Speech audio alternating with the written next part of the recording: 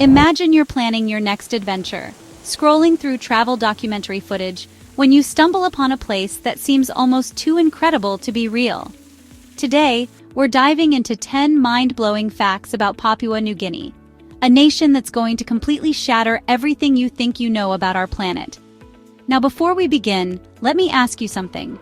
How many languages do you think exist in the entire world? Take a guess. I'll wait. Whatever number you're thinking, I guarantee Papua New Guinea is going to blow your mind. Ready? This small Pacific nation, and we're talking about a country roughly the size of California, is home to an absolutely staggering 839 to 840 living languages. That's right, nearly 840 different ways people communicate, all packed into one country. To put this in perspective, that's about 10% of all the world's languages crammed into less than 1% of the world's landmass. Here's where your mind should start spinning. The entire continent of Europe, with all its rich history and cultural diversity, has only about 200 languages. Papua New Guinea has more than 4 times that number in an area smaller than Spain. We're talking about linguistic diversity so intense that it makes the Tower of Babel look like a small family gathering.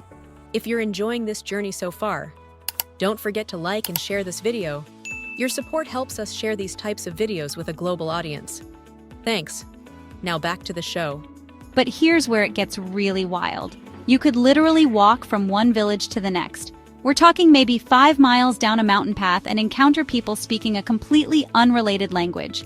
Not a dialect, not an accent, but an entirely different linguistic family tree. It's like traveling from English to Mandarin Chinese, except you only walk the distance to your local grocery store. Papua New Guinea's geography is so rugged, so impossibly divided by mountains, rivers, and dense rainforests, that communities have been naturally isolated for thousands of years. Each developed their own unique way of speaking, creating this incredible linguistic treasure trove. Think about what this means for a moment. In most countries, you can drive for hours and still hear the same language with maybe slight regional accents. In Papua New Guinea, you might need a translator just to buy groceries in the next valley over. It's like having your own personal United Nations in every province. Now, here's something that might surprise you about these Papua New Guinea facts. Many of these languages are hanging by a thread. Some are spoken by fewer than 100 people. Imagine being one of only 50 people on Earth who speaks your native tongue. The country officially recognizes 4 languages: Tok Pisin, Hirimotu, English, and Papua New Guinean Sign Language. But this linguistic diversity represents one of humanity's most precious and fragile cultural assets. Speaking of cultural traditions, let me paint you a picture that might make you wince a little. Imagine you're a young man in your community, and to prove your transition into adulthood, you must endure hours of ritualistic cutting that transforms your skin into the pattern of crocodile scales. This isn't fiction. This is the reality for young men among the Iatmal and related Sepik River peoples. Using razor-sharp blades, master craftsmen carefully cut intricate crocodile scale patterns primarily across the back, chest, and arms. The process is excruciating and can last for hours, but these raised scars become a badge of honor, a spiritual transformation that connects these men to their crocodile ancestors. The artistry involved is absolutely remarkable. These aren't random cuts. They're carefully planned patterns that tell stories, represent family lineages, and connect the individual to their community's spiritual beliefs. The men who perform these ceremonies have spent years mastering their craft, understanding exactly how to create scars that will heal into the perfect crocodile scale pattern. Before you cringe too much, remember that every culture has its rites of passage. While this might seem extreme to outsiders, for these communities it represents courage, spiritual connection, and the transition from boyhood to manhood. These scars tell a story. They're living artwork that carries deep cultural meaning. In a world where we often struggle to find meaningful traditions, there's something profound about a ritual that has remained unchanged for generations. Now, quick question for you. If I told you there was a capital city of over 400,000 people that you could only reach by airplane or boat, would you believe me? Well, until very recently, that was exactly the case with Port Moresby, Papua New Guinea's capital. For decades, this bustling city was completely isolated by land. Picture Manhattan if the only way to get there was by flying or taking a ferry, no bridges, no tunnels, no highways. The surrounding terrain was so challenging that building roads was nearly impossible. But here's an update that might surprise you. As of June 2025, Port Moresby is now connected by road to Alatau in Milne Bay Province, though much of the country's interior remains incredibly difficult to access. Can you imagine the logistical nightmare this created? Everything from groceries to construction materials had to be flown in or shipped. Curious to dive deeper into today's episode? Click the link in the description for a detailed article exploring this incredible country even further. A simple business meeting in another city required the kind of travel planning most of us reserve for international trips. The isolation shaped the entire character of the city, creating a unique urban culture that developed almost independently from the rest of the country. This isolation created a unique urban experience. Domestic flights were, and still are, the primary way people travel between cities, making air travel as common as taking a bus in other countries. Though the costs remain high, Papua New Guinea's infrastructure is rapidly evolving, connecting communities that have been isolated for generations. It's fascinating to think that in our hyper-connected world, there are still places where geography genuinely shapes how people live their daily lives. Here's a fun fact. What's the only thing more dangerous than a venomous snake? How about a bird that's poisonous to the touch? Meet the hooded pitohui, one of the few poisonous birds on our planet. This isn't some mythical creature. It's a real bird that contains batrachotoxin, the same potent neurotoxin found in poison dart frogs. The pitohui likely gets this toxin from its diet of toxic beetles and other insects. If you were to handle this bird, you'd experience numbness or burning on your skin.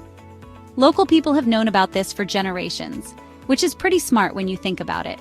They figured out long before scientists that this particular bird was best left alone. It's fascinating how nature develops these defense mechanisms. While the hooded pitohui isn't life-threateningly dangerous to humans, it's certainly earned its reputation as a bird you don't want to pet. Now here's a heartwarming story that proves inspiration can come from anywhere.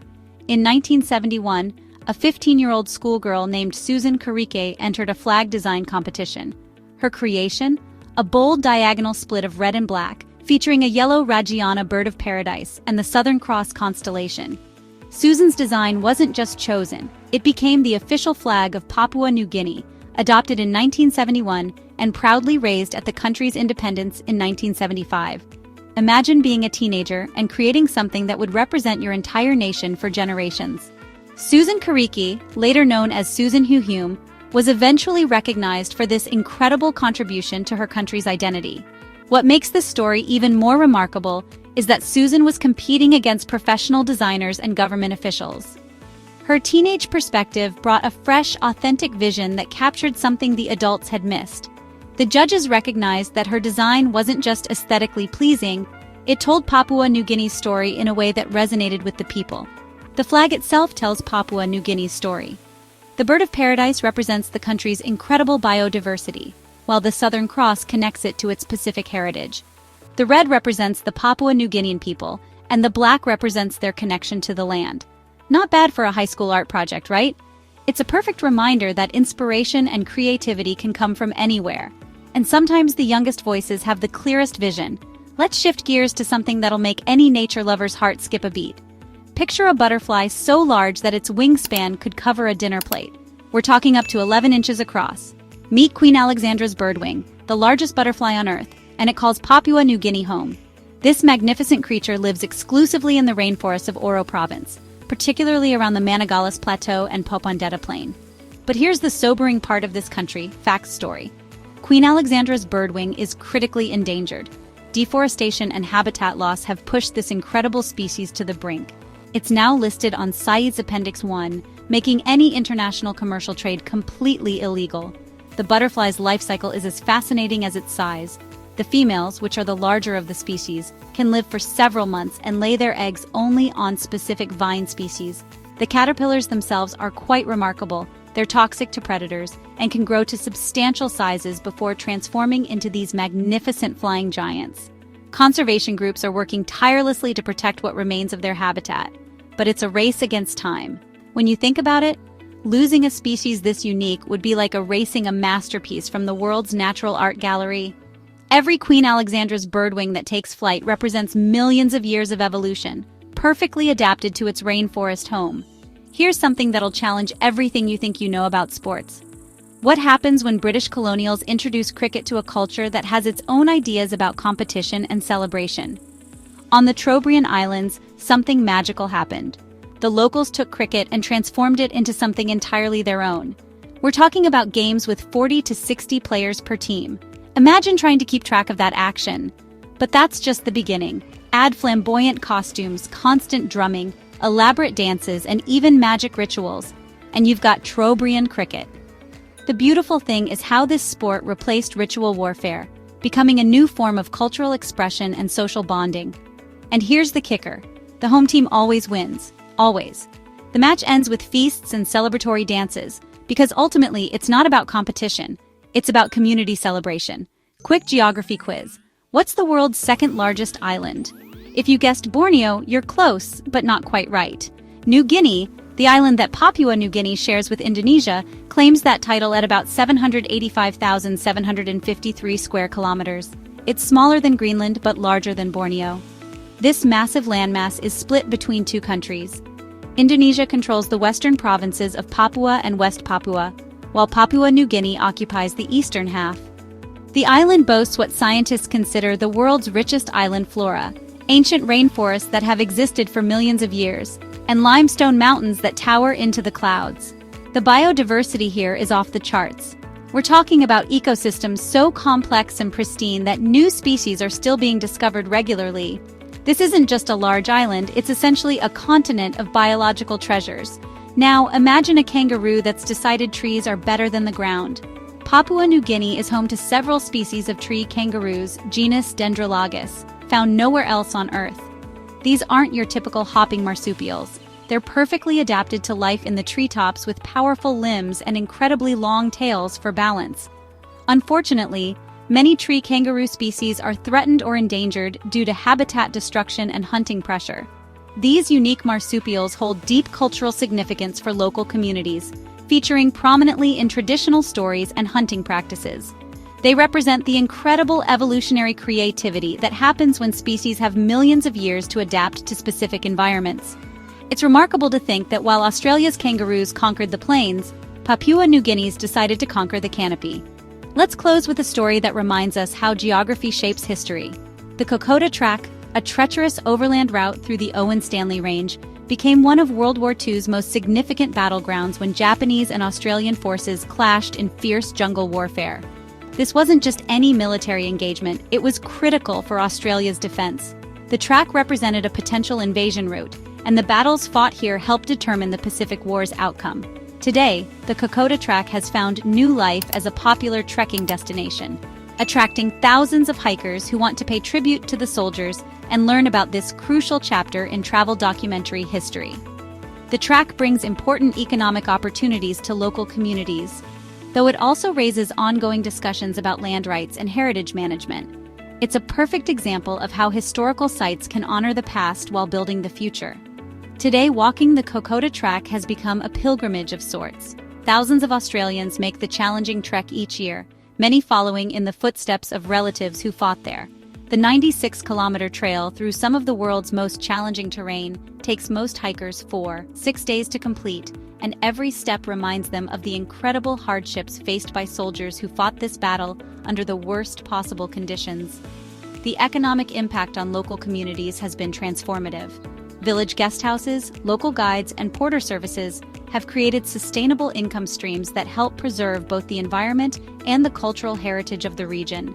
It's remarkable how a site of such tragedy has become a source of healing, remembrance, and economic opportunity. So there you have it. 10 incredible facts about Papua New Guinea that prove Papua New Guinea is unlike anywhere else on Earth. From linguistic diversity that defies imagination to butterflies the size of dinner plates, from schoolgirl flag designers to tree-climbing kangaroos, this nation challenges everything we think we know about our world. Papua New Guinea reminds us that our planet still holds mysteries, still harbors incredible diversity, and still has stories that can absolutely blow our minds. The next time someone asks you about the world's most fascinating places, you'll have quite a few stories to share. And who knows? Maybe one of these Papua New Guinea facts will inspire your next adventure into this remarkable corner of our world. Next time, we're diving into something even more unexpected. Make sure you're subscribed to come along. Don't forget to check out our other videos on the right for more amazing stories. For more details about this video, travel guides, and travel-related items. Be sure to check out our blog at www.travelwithsave.com. Thanks for watching. See you in the next adventure.